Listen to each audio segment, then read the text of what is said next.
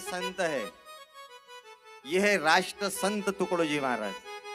Japan में गए थे ये, वहां पे खंजरी बजाई, 18 राष्ट्रों के प्रतिनिधि को एक जगह पे किया। भारत का नेतृत्व करने के लिए गए थे। भारत साधु समाज के अध्यक्ष थे टुकड़ोजी महाराज।